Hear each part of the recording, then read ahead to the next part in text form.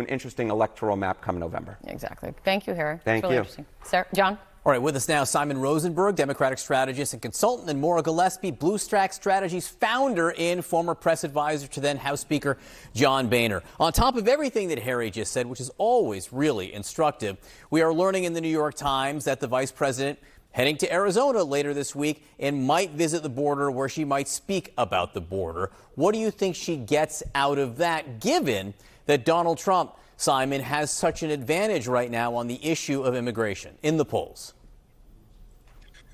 Yeah, look, the Harris campaign is being very aggressive. They're contesting all types of voters, all regions of the country.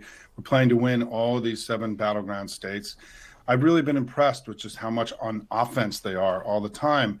And they're not scared to take on any of the big issues. I mean, so I think it's great. I mean, Arizona and Nevada are very important to us. And, it's going to be an important part of the fight to 270.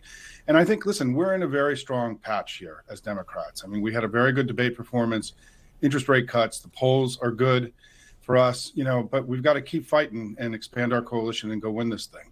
Some polls are good, some not as good. The New York Times polls from the Sun Belt states. Most polls are good. Most polls are good. The New York Times from the Sun Belt state showed Arizona actually with a lead for Trump outside the margin of error. Maura, so my question is, does focusing on immigration, if that is what Harris does, if she visits the border later this week, how does that either try to cut into that Trump lead, or does she somehow expose herself?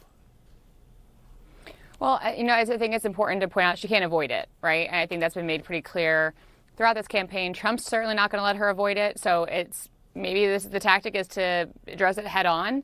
But I think there has to be some substantial planning coming from her that she needs to say, okay, here is what I will do as president. Here are the actual policies I want to put in place.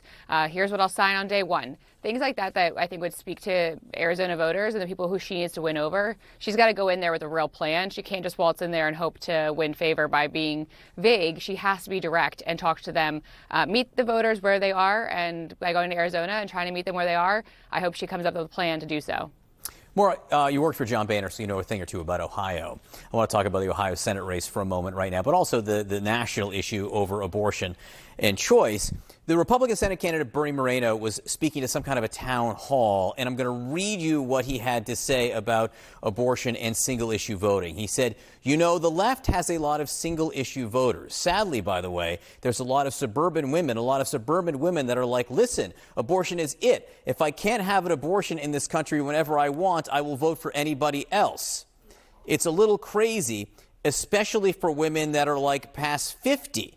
I'm thinking to myself, I don't think that's an issue for you. What's the takeaway there, Maura?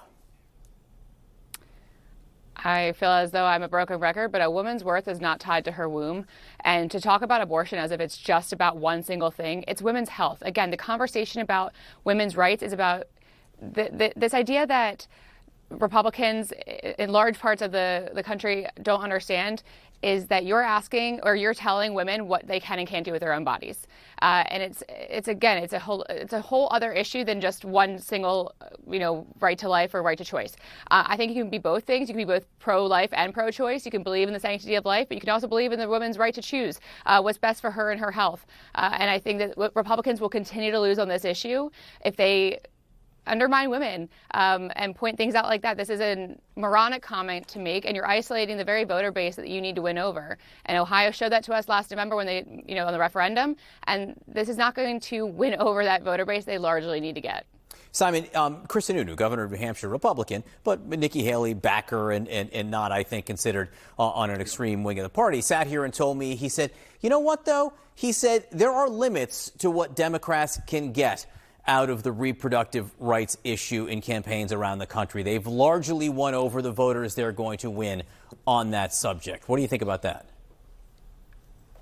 I think that's wishful thinking, because I think listen, we've seen since Dobbs, Democrats have continued to overperform expectations in elections all across the country in all regions, including in Ohio, where we were able to take away the 6-week abortion ban last year in 2023. And I think that the reason why the Harris campaign is pressing this so much is that I think the horrors of these Trump abortion bans are just becoming understood by a larger group of voters. I mean, we've had now 2 women die in Georgia that we now know about because of the Trump abortion bans. And I think this isn't just a woman's issue. And I think this is where the governor's wrong.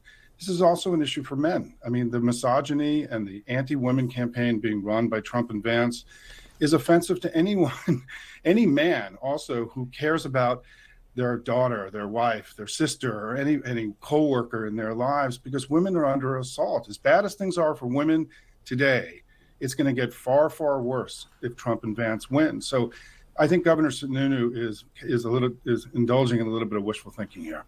All right, Simon Rosenberg, Maura Gillespie, thanks to both of you.